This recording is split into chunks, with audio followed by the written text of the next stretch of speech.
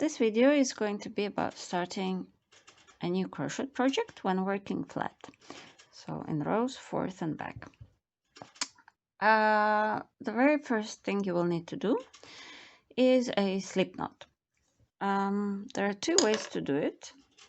The one that you will see in most of the books and videos online is this. So you take your yarn, and this is the long end that goes to the ball, and you put it around your hand with the short end in front. Go around to make a loop.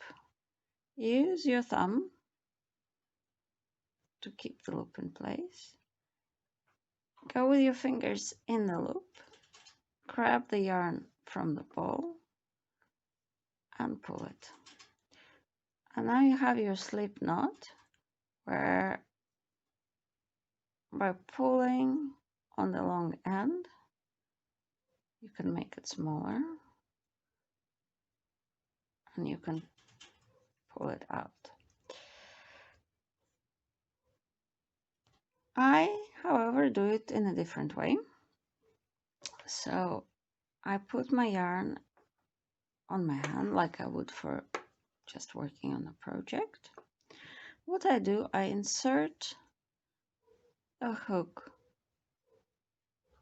like from top to bottom next to the yarn, twist it, and then hold the twisting place with my finger, and then grab the yarn and pull it through, and then pull it tightly. And the effect is absolutely the same. So you can pull this loop out to make it bigger, or by pulling on the long end, you can make it smaller. Be very careful that to make sure that pulling on the short end does not have any effect, because otherwise you will be able to unravel your project from the back, from the beginning, which is not what you need to do. So now that we have our slip knot on the hook, we can start making chains. So the way I hold the yarn is, so your knot is in the middle of your first phalanx of the index finger, right here on the side of it, and I hold this knot with my thumb very tightly. This is quite important. And then the rest of the yarns, both ends, are on my palm, and I'm holding them with the rest of my fingers. What you need to aim is to make sure that this strand is tight, but not very tight. And to make a chain stitch, which is the basis, the most common use basis for starting your work, is you insert your hook under the strand of yarn that's on your index finger. I use the middle finger to lift up the strand slightly, and now you just pull it through the loop on your hook. Be careful not to go from this side like this. So you go from left to right, grab the yarn and pull it through the loop. And then you move your chain slightly down, and you hold it with your thumb as closely as possible to your hook. Grab the yarn, pull it through.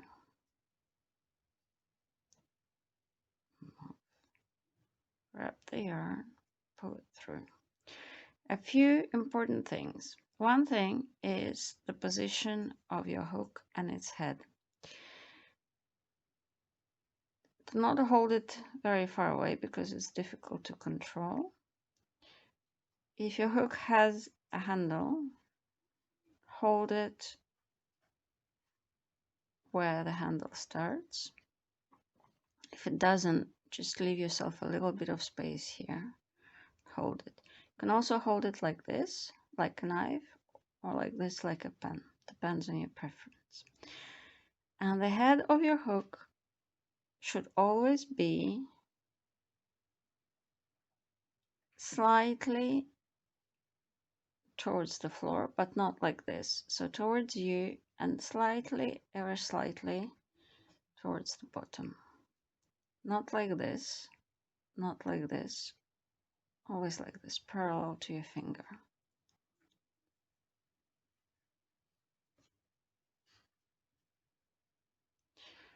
Second thing, do not pull like this, because if you do, this chain becomes very small, and when you need to put your hook into it, you won't be able to do that.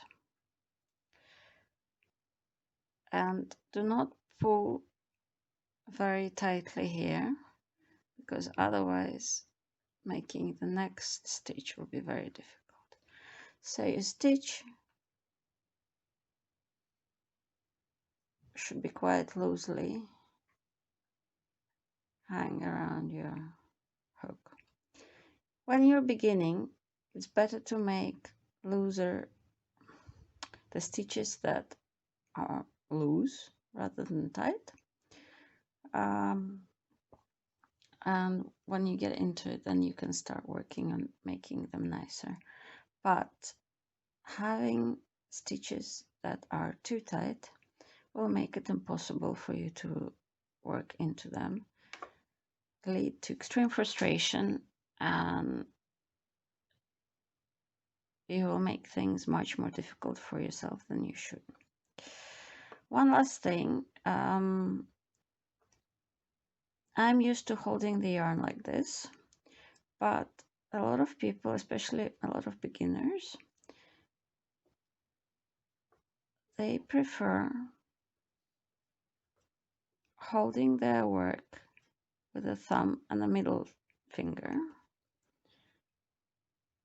while the yarn is still around the index finger, which gives you quite a lot of space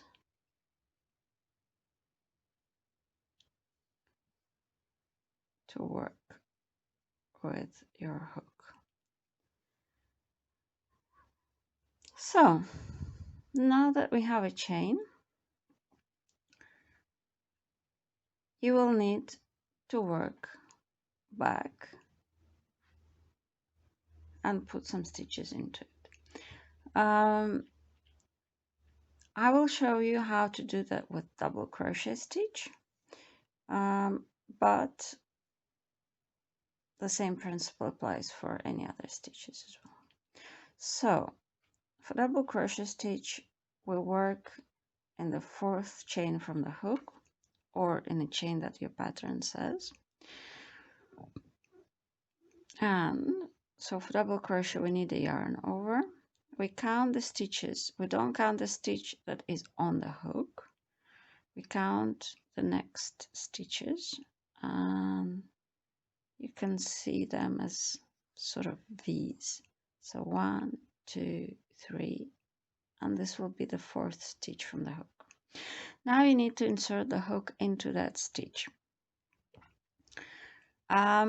The easiest way is to go like this. This is how the hook will slide in most easily. However, I do not like using this method because you can see what happens. You pull out this loop, and especially if you're working quite loosely, your beginning will not look very tidy.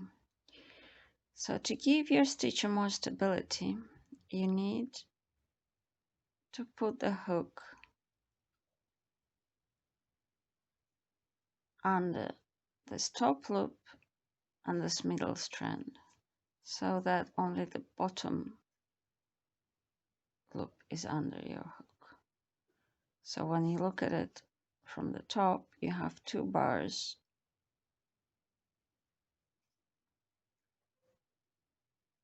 here on top of your hook. And so you pull the loop through and you finish your double crochet stitch. This video is not to show you how to make different stitches in crochet, but how to correctly work into this chain. So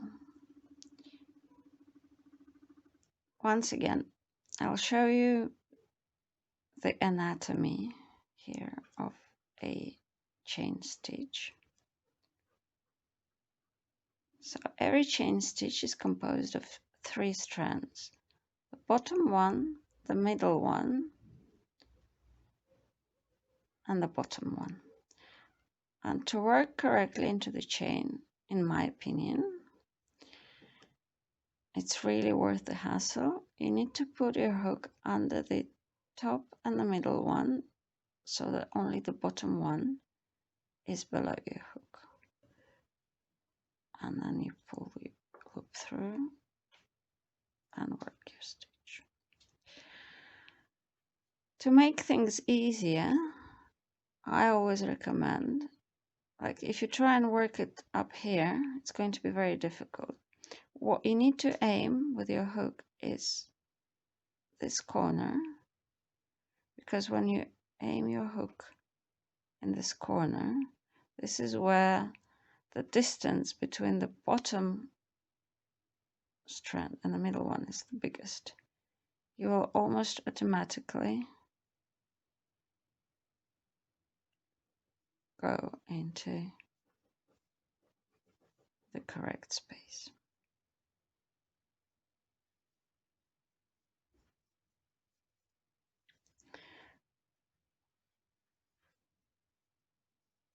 It is also often recommended that you work your beginning chain with a hook that is half a size or a size, so half a millimeter or a millimeter larger in diameter than your main hook.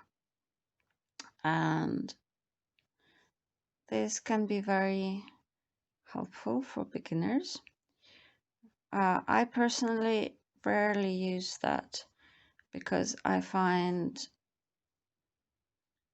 that this results in an edge that doesn't look pretty. But if you're a beginner and if you're struggling with working your stitches into the beginning chain, which is most often the case, then probably you should try using a larger hook to start your work and get over that frustration.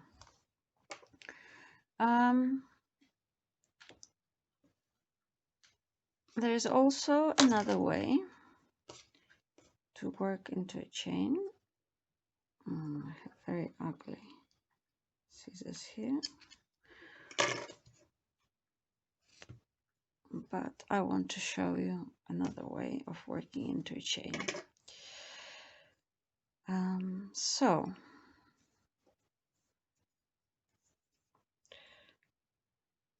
this is how I do my slip knot. Let's make a few chains, not so many. 1, 2, 3, 4, 5, 6, 7, 8, 10. We're going to work again a double crochet stitch, but instead of holding our chain with our piece to ourselves, towards us, we turn the chain, and you can see that when you turn it, this middle strand here, it looks like very distinctive bumps on the back side of your chain. And so we're going to work into those bumps. So we count 1, 2, 3 bumps from the beginning, and we work into the 4th one. And so insert the hook horizontally like this through this bump, and then work your stitch.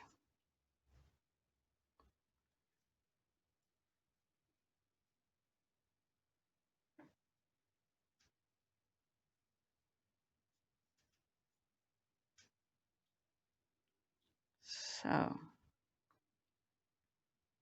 this is how your stitch looks from the back,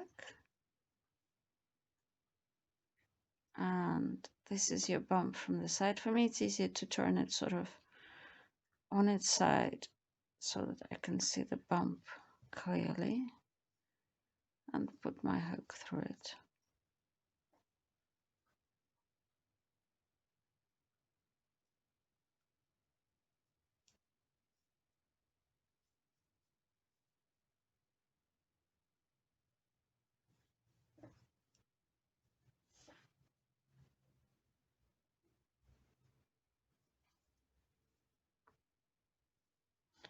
And 2 more stitches.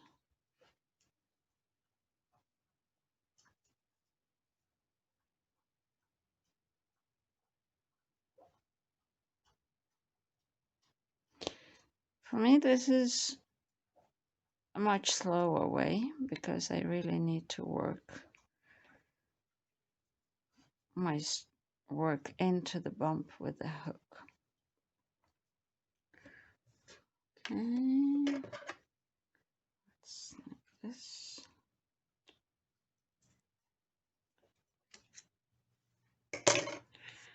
And I'll show you the difference. When you work into your bumps, you get a very nice bottom edge that looks exactly like the top edge. So this method is perfect for the projects where there'll be no edging across the bottom part and no sewing. So your edge is looking very nice compared to this classical one.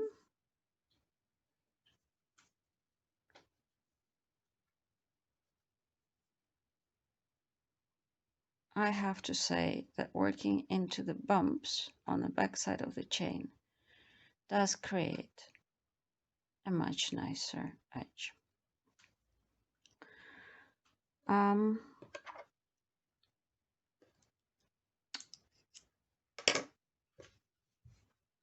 So that you have all the information, there is another completely different way of starting your work, which is called foundational stitches, where you don't make a chain, but you create your chain as you go together with the stitches. And at the end of this video, I will link you to a video that shows that method, but I do not recommend it for complete beginners because it is a bit more confusing and you need to understand your stitches a little bit better and have a bit more experience, in my opinion. And I just want to finish by giving you 2 more pieces of advice. Try and work your starting chain, your beginning chain evenly, And this is best achieved by actually making all the chains you need without putting your work down, so that when you look at your chain, all of your V's are clearly on the front side and all of the bumps are clearly on the back side. Because if you twist your chains, first of all, this will create an edge that is not as nice, and second of all, you will have a very hard time knowing what is the next stitch. And another piece of advice is, if you're not sure how many you have done, you can count them, or you can make sure you chain quite a few extra chains, because you can undo them in the end. So you work back the number of stitches, whatever the stitches are and whatever the pattern is. I'm just doing some double crochet stitches. Let's say this is the end of your work and you have this end, so you just turn around and continue working.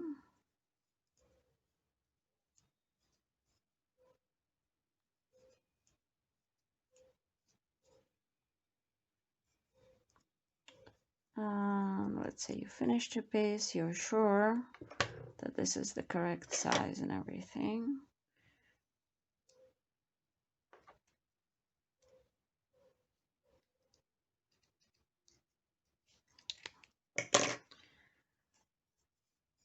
And now you have all these chains here.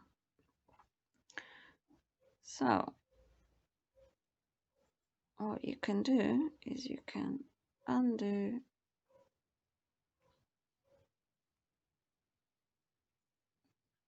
your very first knot,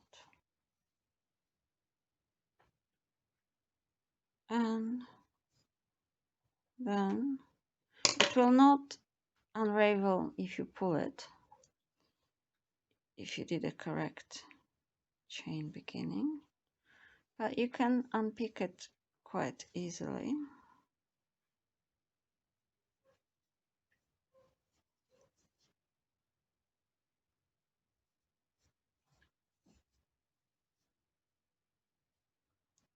Or